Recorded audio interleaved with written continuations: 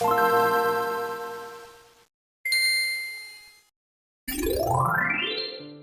are only 9 days into this year, and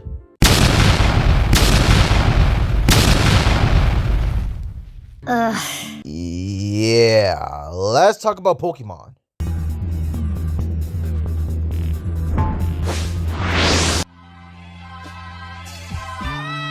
One of my most anticipated releases Pokemon-wise is Pokemon Champions, because one of my main sources of income is just me battling in Pokemon.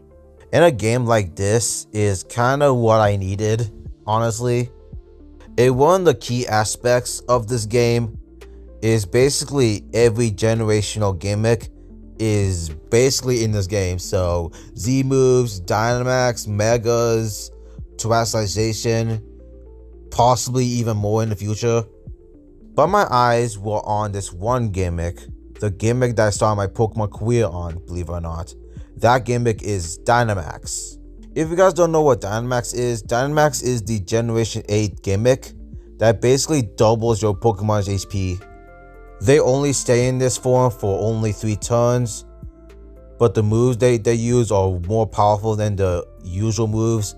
For example, Max Airstream, if it's Brave Bird, 120 base power, it goes to 140 base power. Besides the fighting and poison moves, which going only 90 base power due to balancing reasons, I think. Speak of which, these max moves have secondary effects.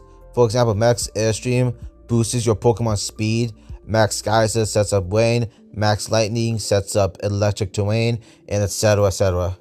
I think I got my point already. There's some videos out there explaining Dynamax in a more deeper dive. If you want to check that out, there's some videos there. But moving on. In Generation 9, Dynamax has been removed. But also in Generation 9, they introduced a lot of Pokemon for me that went, damn, if they were in a Dynamax format, they would have been absurd, to say the least. And me limiting it to only 10 Pokemon was kind of a challenge, but I got my Pokemon set in stone.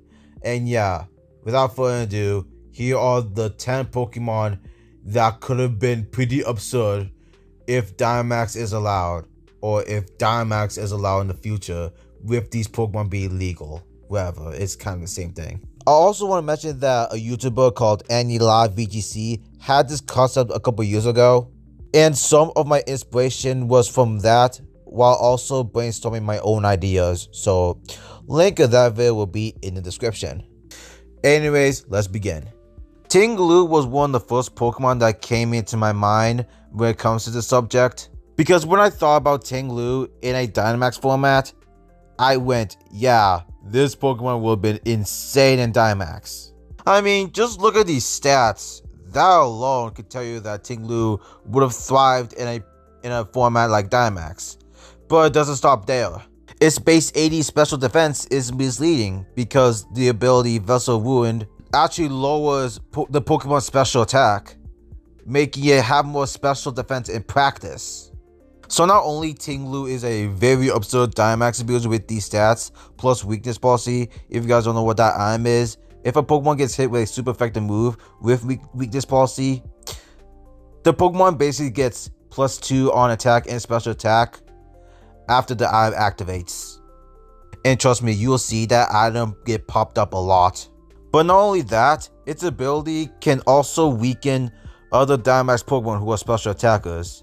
Even though the drawback is, if its teammate is a special attacker in Dynamax, their attacks are more weaker due to its ability. But that's kind of a downside if you know how to play your cards right. Ursaluna is already absurd.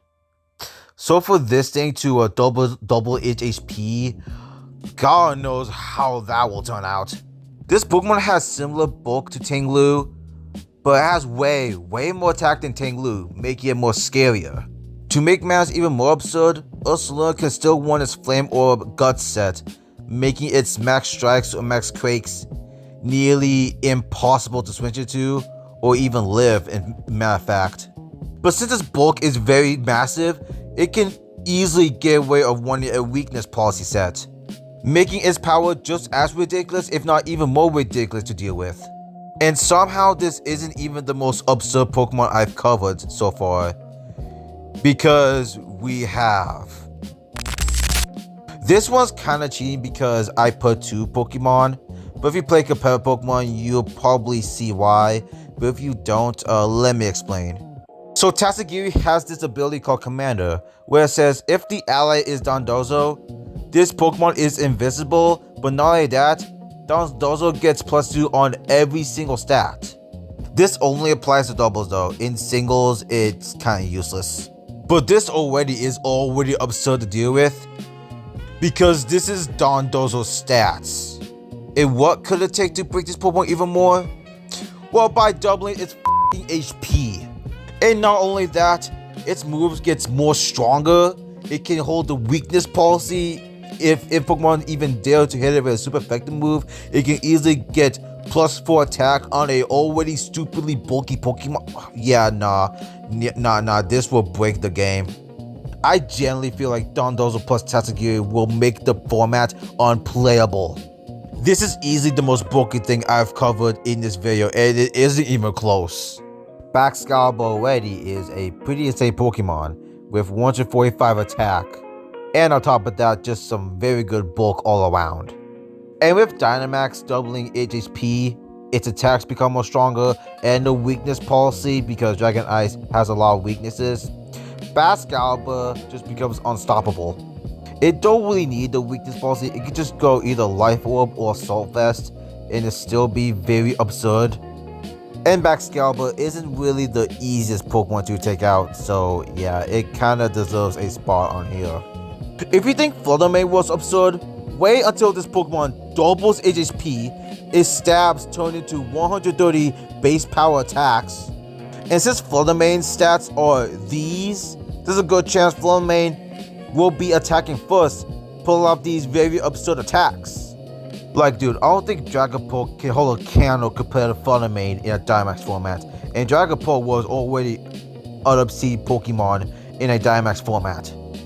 I was kinda debating putting Annihilate on here, but I think it deserves this spot. You see, on top of Annihilate having these stats across the board, it can easily hold a weakness policy.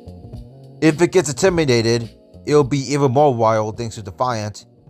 And its stabs in Dynamax moves, Max Knuckle boosts its attack and max defense.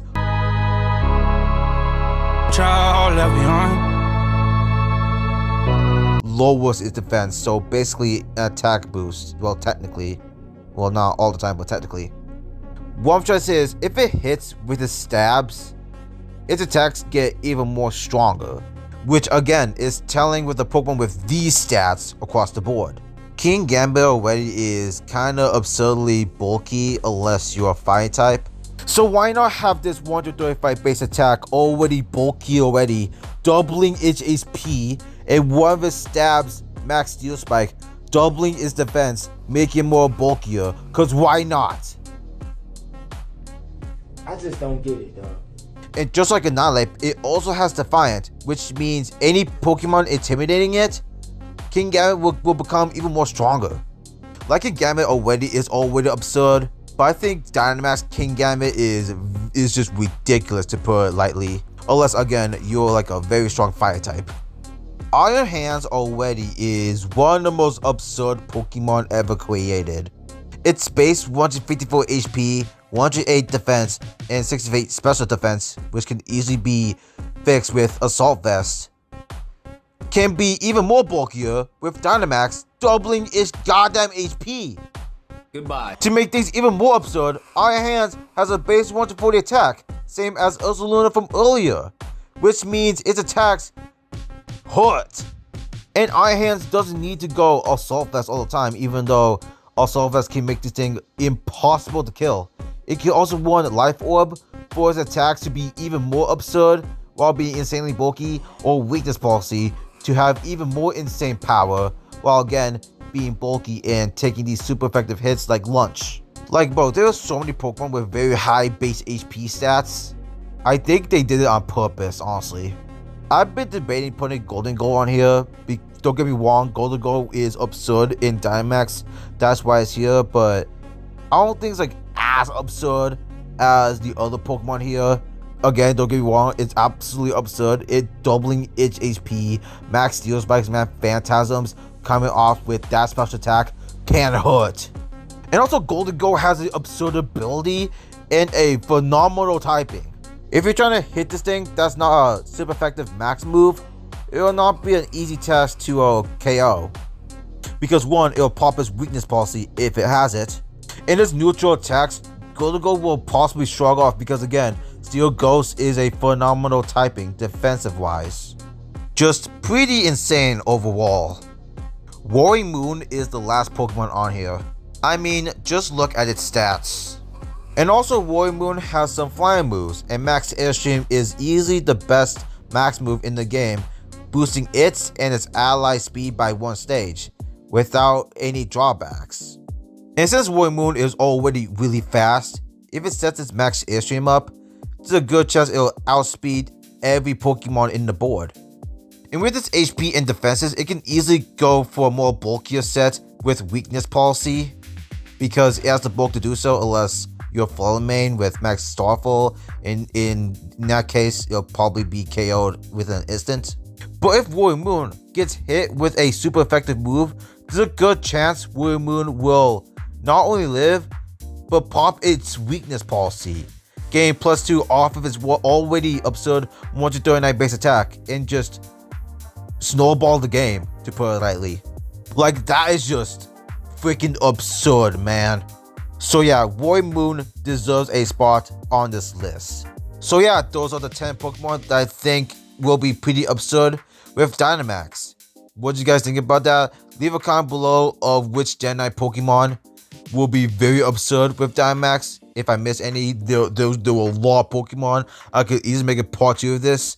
And yeah, this is Forza Player, and Maya. Peace.